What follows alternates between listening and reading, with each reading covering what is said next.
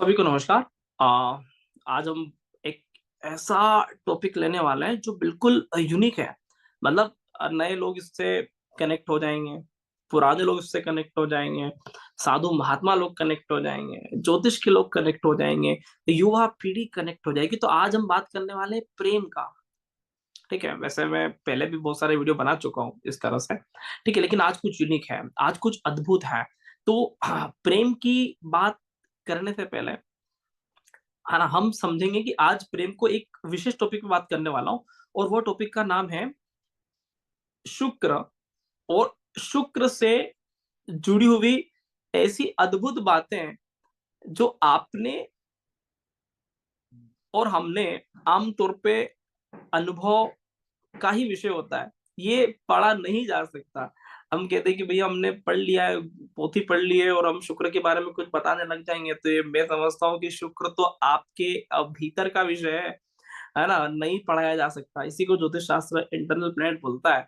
तो हम बात करने वाले हैं शुक्र को लेकर। और शुक्र मतलब ये वही व्यक्ति समझ सकता है जिसने अपने जीवन काल में दो पल के लिए भी प्रेम का अनुभव किया हो, दो पल के लिए भी वो प्रेम को जी लिया हो, तब जाकर उसको अनुभव ये मिल सकता है। और मैं समझता हूँ कि दो पल भी व्यक्ति अगर सच्चे मन से जी लेता है तो फिर वो लगातार हर पल जीता रहता है, क्योंकि शुक्र एकमात्र ऐसा ग्रह है जो कभी खत्म नहीं होता। वो हमेशा नया, अपडेट और लगातार चलता ही रहता है। ठीक है, तो प्रेम कभी खत्म नहीं होता, प्रेम अनंत है ना। प्रेम कभी नश्वर नहीं हो सकता। प्रेम हमेशा आपको मिलेगा, आप जितना दोगे उससे कई गुना मिलेगा। प्रेम समाप्त नहीं होता है। ठीक है, तो शुक्र क्या है? तो शुक्र की उच्चतम स्वरूप समझने वाले हैं। और जब भी कोई व्यक्ति किसी से बहुत गहरा प्रेम करता है तो वहां पर एक ही चीज सामने आती है ना। मैं आज सीधा गहरा प्रेम की बात करूंगा, मैं स्टार्टिंग और बीच वाले प्रेम की बात नहीं करूंगा, सीधा फाइनल, है ना। तो जब भी व्यक्ति गहरा प्रेम में होता है तो क्या उसकी फाइनल डेस्टिनेशन होती है, क्या उसका फाइनल ना लक्ष्य होता है, क्या उसका अंतिम ना गोल होता है, तो वो समझने की कोशिश करेंगे। तो जब भी कोई दो व्यक्ति गहरे प्रेम में है तो वहां पर एक चीज सबसे पहले नोटिस करिए, ये हो जाना चाहिए। अगर ये नहीं हो रहा है तो आप ये रियलाइज कर सकते हो कि आप अभी भी गहरे गहनतम प्रेम में नहीं हो, जो उच्च स्तरीय हो सकता है। और वो चीजें भुला देना बड़ा अद्भुत लगेगा आपको, बड़ा ना आश्चर्य लगेगा। और वो चीजें भुला देना, जब भी दो व्यक्ति गहरे प्रेम में होते हैं तो वो व्यक्ति भुला देते हैं हर वह चीजों को। ठीक है ना, हर पाप को, हर पुण्य को, हर अच्छाई को, हर बुराई को, हर सुख को, हर दुख को, हर चीजों को भुला देना ही उच्चतम स्तर का प्रेम है। अगर आपको सुख का अनुभव हो रहा है तो दुख का भी अनुभव होगा। अभी उच्च स्तरीय प्रेम नहीं हुआ है। उच्च स्तरीय प्रेम एक ही जगह हो सकता है, और वो है कि आप सुख और दुख से परे हो जाए, आप अच्छाई और बुराई से परे हो जाए, है ना। आपको हर चीजें भूलने में आ जाए। मैं एक छोटा सा उदाहरण लेता हूँ। जैसे कि मान लीजिए कि आप किसी को प्रेम करते हो, ठीक है, और वहां पे आप हिसाब किताब बनाते हो। तो हिसाब किताब बनाना मतलब अभी प्रेम पूरा नहीं हुआ है, क्योंकि अभी भी हिसाब किताब बनाना याद है तो प्रेम अभी भी अपने उच्चतम स्वरूप पे जाकर नहीं पहुंचा। चीजें क्लियर हो रही है? भुला देना, इसीलिए ऋषि मुनि फिर बहुत गहराई से बोलता है कि शुक्र की मीन राशि में बुध नीच का। जहां शुक्र उच्च होता है, मतलब गुरु की मीन राशि में शुक्र उच्च का होता है, तो शुक्र जो गुरु की मीन राशि में उच्च का हो रहा है वहां पर बुध नीच का है। जहां पर आपको भुला देना है वहां पर बुध नीच का है। मतलब समझ में आया? बुध को बोलते हैं गणित है, और गणित का अर्थ होता है याद रखना। सारी बातें याद है, सन 1847 में क्या हुआ था, 1947 में क्या हुआ था, है ना, 2024 का बही खाता क्या है, स्टेटमेंट क्या है, सब कुछ याद रखना। मतलब बुध है कॉमर्स लाइन, है ना, मैथमेटिक्स, सारा याद रहता है। और सब कुछ भूल जाना शुक्र है। तो बुध कहाँ पे नीच का हो रहा है? वो बिल्कुल अपनी नीच अवस्था में आ गया, उसको कुछ भी समझ नहीं आ रहा है वहां पे। तो वो है शुक्र की मीन राशि। और मीन राशि किसका है, कहाँ पे कौन उच्च का हो रहा है? शुक्र उच्च का हो रहा है। इसका मतलब प्रेम जहां पर उच्च का है वहां पर बुध नीच का है। इसका सीधा सा अर्थ यह है कि बुध मतलब मेमोरी, आपकी याददाश्त है, और शुक्र मतलब मेमोरी लॉस, याददाश्त नहीं है, भूल गया व्यक्ति, भुला दिया है उसने, सब कुछ भुला दिया है, ठीक है। अच्छाई और बुराई भुला दिया है, आपके अंदर उसको ना कोई अच्छाई नजर आता है ना कोई बुराई नजर आता है, आप सिर्फ आप नजर आते हो। आप और आपकी अच्छाई और आपकी बुराई बहुत अलग चीज हो गया है। उसको सिर्फ आप नजर आ रहे हो, सिर्फ वो व्यक्ति नजर आ रहा है, सिर्फ वो चीज नजर आ रही है। ये चीजें इतनी गहरी हैं, इतनी ज्यादा डीप है कि ये हर कोई व्यक्ति नहीं समझ सकता है कि कैसे हो सकता है। तो जब भी हम प्रेम कर रहे हैं, हमें किसी व्यक्ति में कुछ अच्छा नजर आ रहा है, कुछ बुरा नजर आ रहा है, अभी भी वो प्रेम उच्चतम अवस्था में नहीं गया। जब भी किसी व्यक्ति को प्रेम कर रहे हैं और हमें उसमें सिर्फ वही नजर आ रहा है, अच्छा करे बुरा करे बात ही अलग हो गया, सिर्फ वही नजर आ रहा है, बाकी सब कुछ भुला दिया, तो ये उच्चतम प्रेम की परिभाषा है। ये उच्च उच्च स्तरीय प्रेम है। तो प्रेम में कुछ भी याद रखने की आवश्यकता नहीं है, ठीक है। मतलब सब कुछ अपने आप व्यक्ति भूल ही जाता है। तो इस चीज को और गहराई से मैं इसको कनेक्ट करता हूँ कि शुक्र का अर्थ होता है भुला देना। प्रेम करते हो तो आप उसकी बुराई को अच्छाई को भुला देते हो, बोले ठीक है यार, जो भी हो बस तू चाहिए यार, बस इसके अलावा कुछ नहीं चाहिए, ठीक है। और व्यक्ति भुला देता है, सब कुछ भुला देता है। लेकिन ये भी एक फैक्टर है, इससे भी उच्च स्तरीय प्रेम हो सकता है, और वो ये है कि व्यक्ति सब कुछ ही भुला दे। मतलब कि वह व्यक्ति सब कुछ भुलाकर सिर्फ अपने भीतर ही उसको संभाले, तो ये उच्च स्तरीय प्रेम है। और इसको बोलते हैं केतु। केतु हमेशा उच्च स्तरीय, शुक्र को उच्च स्तरीय प्रेम बोलते हैं, केतु उच्च स्तरीय का भी उच्च स्तरीय। केतु ऐसा प्रेम है कि वहां पर व्यक्ति को बाहर भी देखने का आवश्यकता नहीं है। मतलब इस तरह का प्रेम है, और ऐसा प्रेम किसी को मिल जाए तो वह व्यक्ति महात्मा हो जाता है। वह व्यक्ति अपने आप में ईश्वर को प्राप्त हो चुका है। उसको कुछ अब देखने का आवश्यकता ही नहीं, क्योंकि उसको अब ईश्वर मिला है। उसको ईश्वर मिला है। तो कहने का मतलब ये है कि जब व्यक्ति भुला दे अच्छाई और बुराई को, तो व्यक्ति प्रेम को प्राप्त हुआ। व्यक्ति वहां स्वयं को याद रख रहा है, मतलब उस व्यक्ति को याद रख रहा है कि बस आप चाहिए। जब व्यक्ति इससे भी पार हो जाए और उस व्यक्ति को अच्छाई को बुराई को सब कुछ भुलाकर ये सारी बातें अपने ही भीतर समाकर, और वो भीतर से ही उसको देखने लग जाए, बाहर किसी भी तरह की कोई देखने की आवश्यकता ना हो, ना उसको ये सफाई देने की आवश्यकता हो कि मैंने आपके लिए किया, ना उसको सफाई देने की आवश्यकता हो कि मैंने आपके लिए किया।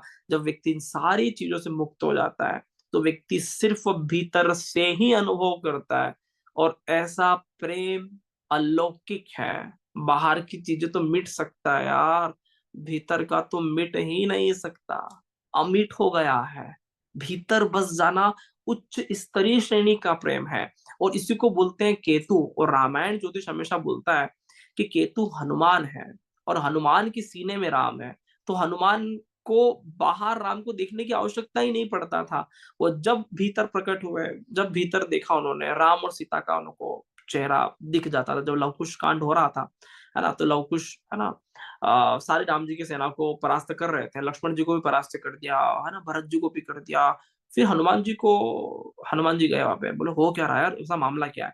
तो हनुमान जी वहां पे गए, और हनुमान जी ने मन ही मन देखा कि अगर मैं भगवान श्री राम का सच्चा सेवक हूँ, तो मुझे इन्हों के माता पिता के दर्शन हो जाए।